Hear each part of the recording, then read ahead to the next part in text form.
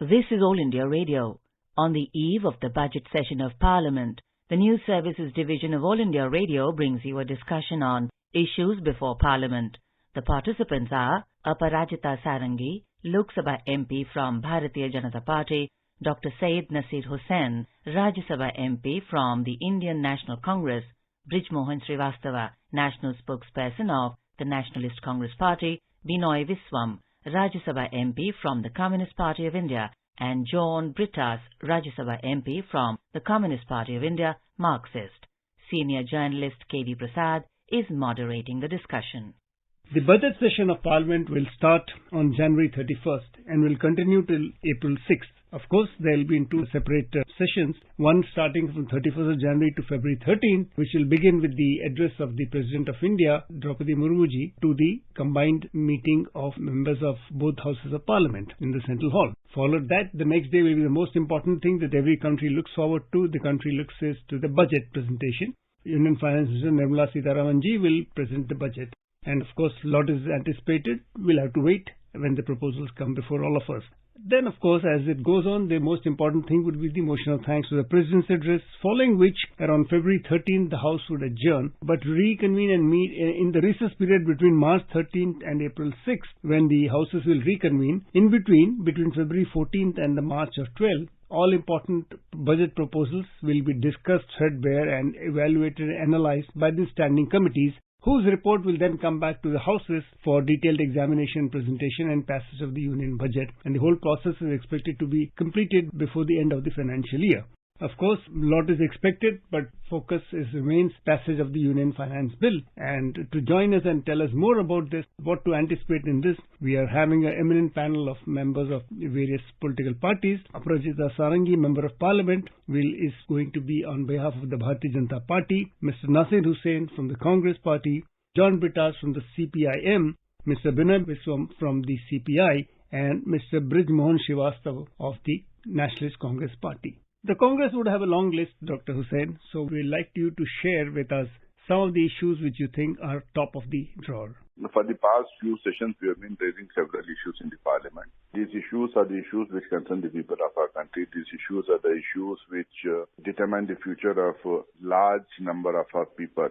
As you know that we have been raising the issue of unemployment, the issue of rising prices, the issue of GST on food products, the issue of petrol, diesel and gas prices, the issue of security, the issue of MSME sector, the issue of social and communal harmony. See, these are the several issues on which we have been continuously asking for discussion. The agricultural sector has taken a backseat in this government. The Kisans all across the countries have been asking for so many things, including MSP, including protection for their products, including help for them in different areas, especially like subsidized fertilizers and so on. So the whole issue is this government taking a pro-people approach, or this government is taking a pro-corporate approach. Congress and the opposition parties have never been against the corporate sector, but at the same time, we have been saying that selected few corporate cannot be having the major share of the cake.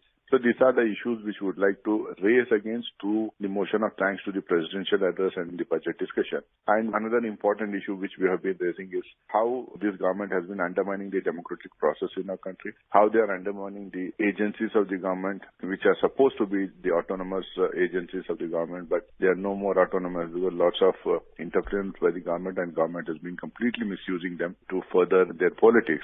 Dr. Hussain, some of the issues you mentioned obviously will be figuring in the budget session, whether in the manner in which you would like to bring them up. One issue that has constantly been, as you said, several issues are being raised.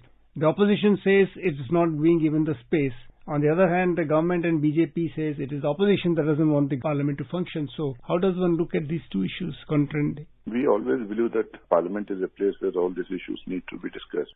If the government has to direct the economy, if the Congress has to direct the governance of our country, then they'll have to discuss these issues, because these issues include the welfare of our citizens, welfare of our own people. These issues include the betterment of our society. So if you don't discuss this in the parliament, since the government has to take decision on this, the government has to navigate the economy, since the government has to direct the different state governments or different ministries to do welfare of these issues and also to take important decisions on these issues. You need to have debate and discussion in the parliament, but unfortunately the present government is in no mood to discuss these issues. It is in a denial mood. It is so arrogant that it doesn't even want to listen to any voices from the opposition. We have been raising these issues and different rules of houses both in Lok Sabha and Rajya Sabha. But then the government is not ready to accept that. Post Bharat Jodo Yatra, the opposition and Congress in particular will have a greater coordination among themselves to put your voice effectively in parliament. Bharat Jodo Yatra is all about uniting the people of our country, raising the issues of the people of our country, trying to bridge gap between different communities. In this, we have sought support of all opposition parties and all those people and parties and associations and organizations, independent groups and civil society groups who think that there is a need for uniting the people of this country. Those who think that there is lots of hard ones among different sections of the people. So we try to reach out to them. Many of them have joined us in the marches. Many of them have been a part of the Yatra. Many of them have joined in spirit and many of them have written letters of support. Many of them have gone out openly in public and they have enlisted the support for this Yatra. Opposition parties are the parties which have their own identities in their own states. Some of them are having an alliance within different states also. Some of them don't have an alliance with us in their own states, but they fight against us in their states, but on issues in the parliament. They would like to be a part of a united position. And definitely Congress has demonstrated this, and Congress President Sri Mallikarjun Kharge ji has oftenly said that we will go out of our way to see that more and more parties join our alliance, more and more like-minded parties stay together to fight this government. Mr. BINOY VISWAM, we all know that the CPI in particular and the opposition in general have identified a few issues. But considering the factor that budget is the most important part of the whole session, what will be a few of the items which you would not like to drop? No, I believe it's a privilege for the Communist Party and to me personally to communicate with the people of India through the prestigious All India Radio. As we all know, in the parliament, we from the Communist Party and from the opposition in general would like to reflect the people's anguishes and agonies and their protests and their genuine concerns inside the parliament. And you know the issues are so many. The people of India are suffering a lot under the present rule. Day-to-day living conditions are getting worse and only promises are there. Nothing practically are taking place to help them, assist them to come out of the crisis. That is their living reality. And the government continues to go on with rhetorics alone. Rhetorics will not give them their genuine rights of food, of shelter, of employment, of medical care, a decent life. I repeat, a decent life. The Constitution in Article 21 guarantees to the Indian citizens right to life, and it was amply explains right to life means right to have a decent life. A time has come that the people of India ask the government of the country at the 75th year of independence that where is that guarantee fulfilled. For a decent life, they need some minimum requirements, no special privileges. They want food to survive. They want a decent shelter, and they want education. They want employment, and they want medical care. These are the minimum requirements of a country's people for a decent life. And there is no answer for these questions. That questions we will seek from the government. India is the country where the maximum number of people are living under poverty. India is the country where the maximum number of pregnant women are faced with problems related to anemia. And thus it goes. And we feel that in such an India, the people has a right to tell the government that give us a chance of a life through which we can tell the world that we are great. And what is happening with the economy? The economy is facing great and greater crisis day by day. The government was very much keen always to talk about Atmanirbhar Bharat. I also feel happy hearing that of Atmanirbhar Bharat. This budget session obviously will have a lot of focus on economy and many of the issues that you highlighted, including the human development indices on which you feel there is a lack of focus or requires greater focus. I'd like to understand from you, how would the opposition, because at times we have found the opposition thrust is there, but collectively there seems to be a lack of cohesion when taking on the government. We want to focus on this kind of issues. We want to focus on India's issues. We want to focus on the people's issues. We want to discuss those issues seriously in the parliament. And we sincerely believe that the parliament is the forum of debates and discussion. Debate and discussion is the soul of the parliament. We request the government once again, please cooperate with us and to make the parliament a place of meaningful discussions. Many a time, because of their huge majority, their tendency is to steamroller bills and legislations in the parliament. Mr. Brittas, CPM has a long list of what it wants to bring up.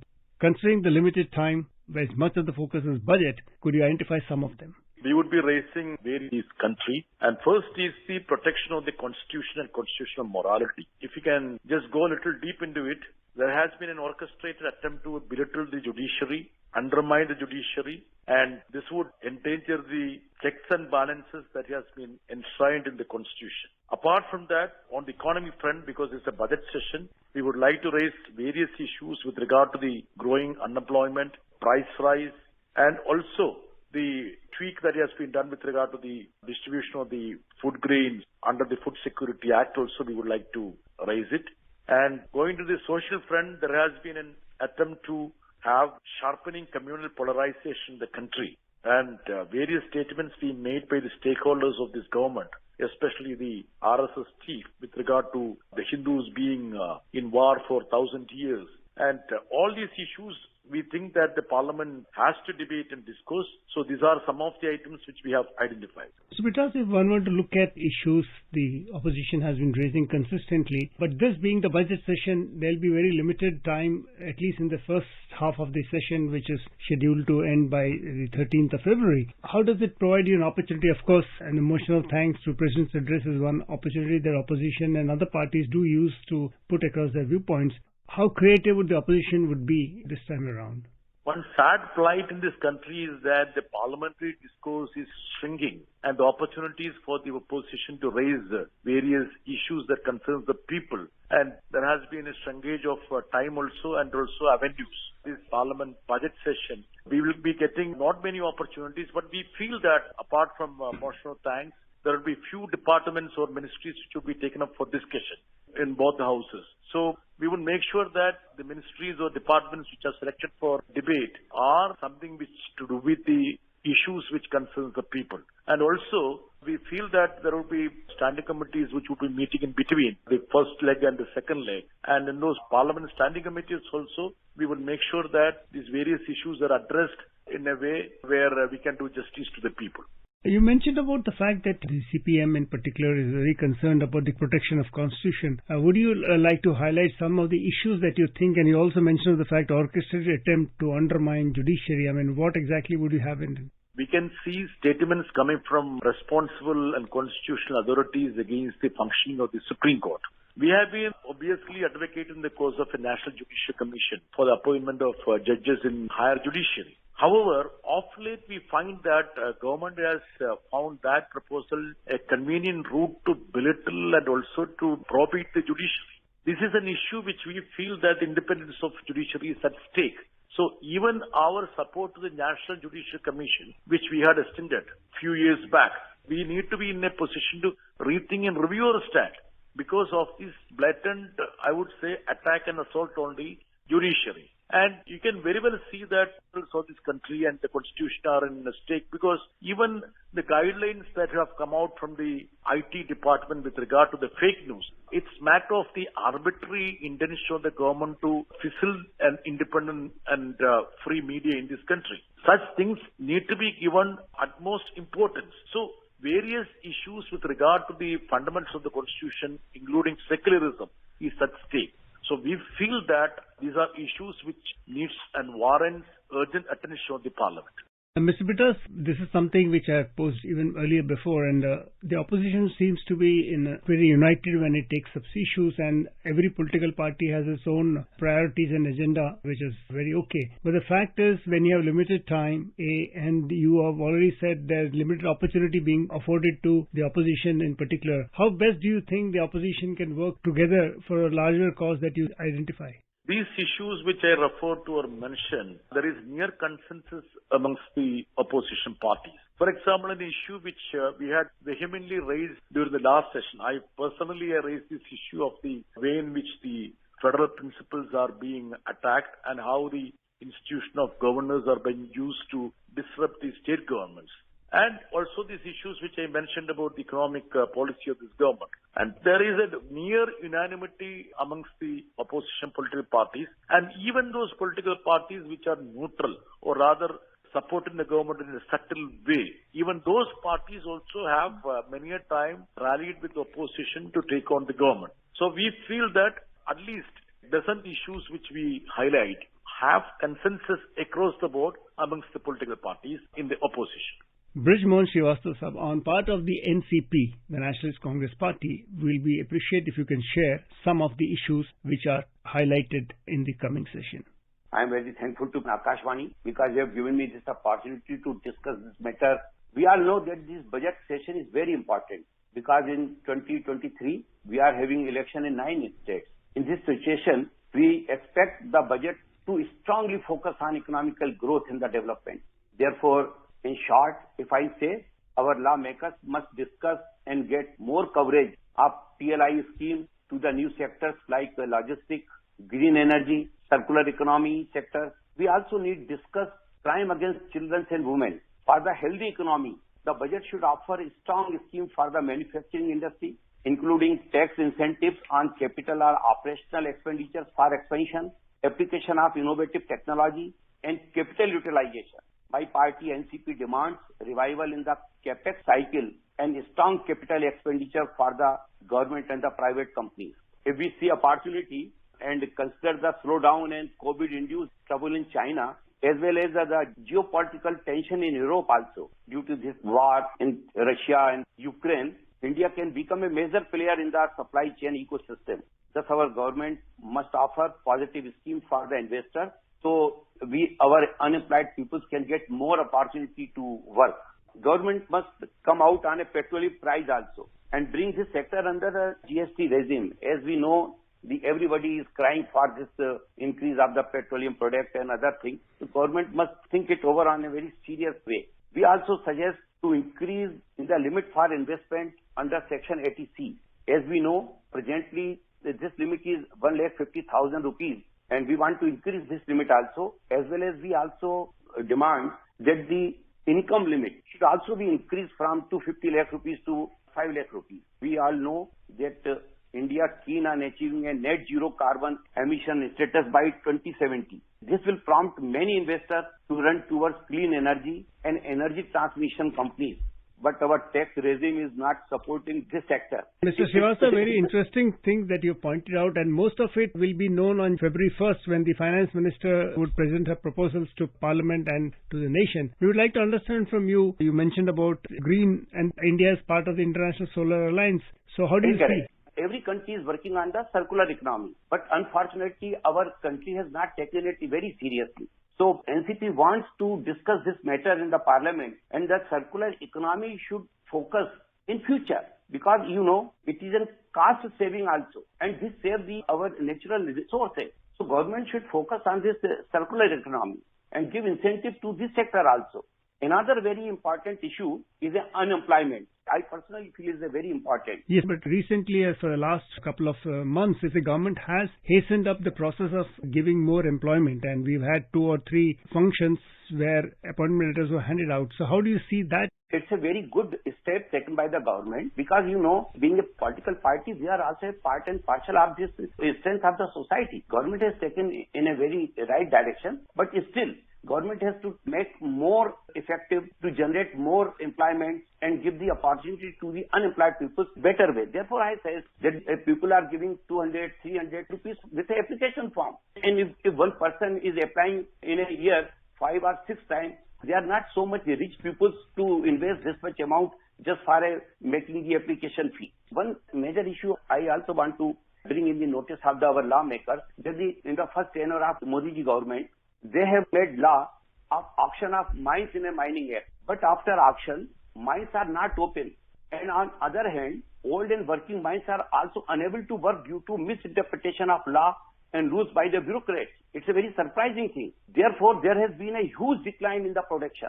Last time RBI mentioned there is a minus 3% in the production. It's a very important sector which provides a huge employment to the unorganized sector. Until today, government has not taken major revival issue for this sector. It's a surprise. So I personally feel that it's a time to discuss this matter in a parliament. And one thing is very important, which I want to request to the all lawmakers, that they must discuss on this issue. It's in a social media, you see. If government is seriously want to stop the misuse of the social media platform, government must make mandatory to link any type of social account, either with the Aadhaar number, either with the registration number of the institution. Ma'am Sarangi, the opposition is already gearing up and say it has a host of issues it wants to bring to the table. We would like to understand from you, what are the issues for which the party and the government would have its priority? Budget session of Parliament is extremely important for all of us, those who are in the opposition and those who are in the ruling party. And I would definitely like to say on behalf of my party and Prime Minister Modi's government that we focus on development, we focus on the upliftment of those who are in the queue, and I think that would be our focus even this time. As we know, the Parliament would have 27 sittings spread over 66 days with a recess in between. So I think the major highlights would be the presidential address, and we are very well aware of the fact that President Madam Draupadi Murmu would be addressing both the Houses of Parliament in the Central Hall of Parliament, and the budget will also be presented by Madam Nirmala Sitharaman on the 1st of February. And the first part of the session, that is till February 13, from January 31st to February 13, would basically be focusing on the motion of thanks to the presidential address. And as you know, it would all end after the MPs give their own opinions during the motion of thanks. The Prime Minister would be answering the motion of thanks, and rather he would be winding up the motion of thanks session. And thereafter, I think during the first session only, the discussion on the budget would have started. Though I think it would be spilling over, as it always does, to the other session after the recess, and all the ministries' demands for grants would be discussed. And thereafter, at the end, Madam Nirmala Sitharaman would be answering the questions of all the honourable MPs. And we are looking forward to a very fruitful discussion. And we always say that, opposition should come forward with questions, but it should be constructive. And opposition should help us hold the parliament for 66 days. See, every time 4 days or 5 days in advance, we have to close the parliament session, and that's very unfortunate. In fact, I would just like to remind you that during this last winter session also, the Houses of Parliament were adjourned 4 days in advance because many of the opposition parties said we wanted to get it closed because of the Christmas and other festivities. So I think I would just request through you, all the esteemed members of the opposition parties, that you raise all the questions, you put forth all your issues, but you should also have the patience to listen to the ruling party.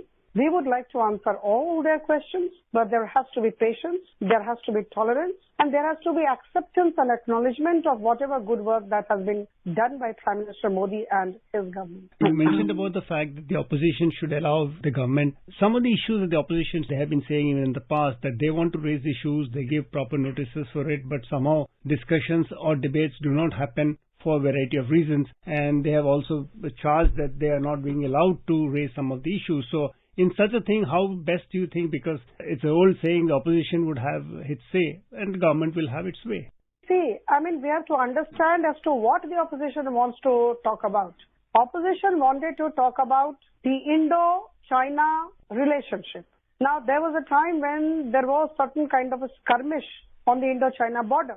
And then suddenly they demanded some kind of discussion. Now see, there are issues which are within the, I would say, the boundary of national security. And we just cannot trespass our limits. So there are certain issues pertaining to national security which cannot be discussed on the floor of the House. Once it is discussed, I think those issues become public, which is detrimental to the interests of the nation. So I think in those conditions, we say no. Now, number two, there was a time when they said they wanted to talk about Pegasus. Now, when the minister of the concerned ministry has already spoken on the floor of the House, why should you be wanting any kind of discussion on that? So I think we are ready for all kinds of discussions. We were ready for the farmers' issue discussion. But I have a feeling, since I'm a member of the Lok Sabha, I have a feeling that these people are not serious about the discussion. They want to create a ruckus. They want to be in the news. And that is why they want to create a ruckus, they want to shout, they want to have some kind of staging protest before the Mahatma Gandhi statue within the parliament premises. So I think for that reason, they actually instigate everybody, so to say, saying that, the ruling party does not want any kind of discussion. We are here to answer all their questions. There is a method. There is a system of Rule 193, half an hour discussion. Let them come through that procedure. When did we say no? They wanted to discuss youth and sports, our role in promoting youth and sports. We did have discussion, half an hour discussion under Rule 193. So there is a methodology of putting forth your issues. You cannot create problems within the house. See, there is a difference between Sadak and Sansad. Sansad has its own dignity and nobody has the right to kind of, put a question mark on that dignity or rather trespass one's boundaries. Nobody has the right. So when we work in the Sansad, in the parliament, I think that working is as per the tenets of the constitution. So I think we have to be very serious about our behavior. We should be very careful about what we say and we should know what to say and what not to say, how to behave and how not to behave. That's very important.